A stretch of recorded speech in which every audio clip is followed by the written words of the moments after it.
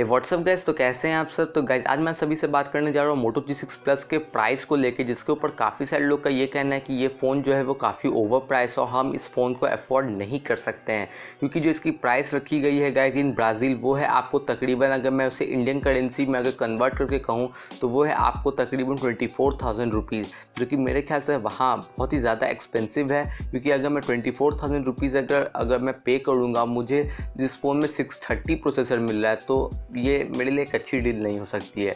लेकिन मैं आपको ये बता देना चाहता हूँ गाइस कि आपको अभी तक ये आधी जानकारी है, क्योंकि जब मोटोरोला ने उस फ़ोन को वहाँ ब्राज़ील में लॉन्च किया है, वो वहाँ की प्राइस है, ना कि इंडिया की।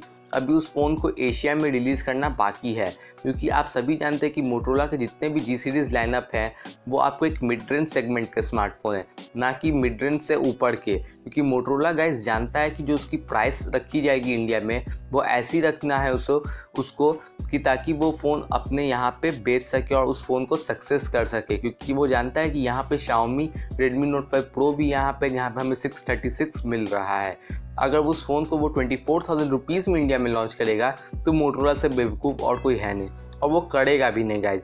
क्योंकि अगर आपने मोटो X4 का प्राइस अगर आपको याद होगा, उसकी जो प्राइस रखी गई थी आउट ऑफ इंडिया, वो थी आपको तकरीबन 30,000 रुपीज़ आउट ऑफ इंडिया। जब उस फ़ोन को इंडिया में लॉन्च किया गया तो उसकी प्राइस रखी गई थी 21,000 रुपीज़। तो आप देख सकते हैं कि प्राइस को कितना घटा दिया गया था।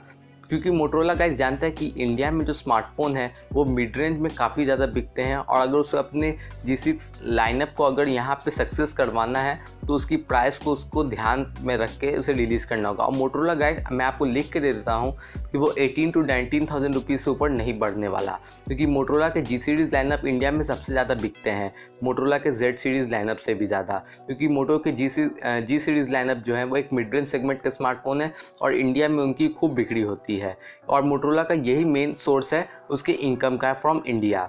क्योंकि मोटो Z सीरीज़ लाइनअप थोड़े एक्सपेंसिव हो जाते हैं और लोग उस पर ज़्यादा ध्यान नहीं देते हैं। इसीलिए गाइस अगर मोटोरोला को अपने G6 लाइनअप को अगर यहाँ पे सक्सेस करवाना है तो वो उसकी प्राइस मैं आपको लिख के देता हूँ कि 18 to 19,000 से ऊपर नहीं जाने वाली है।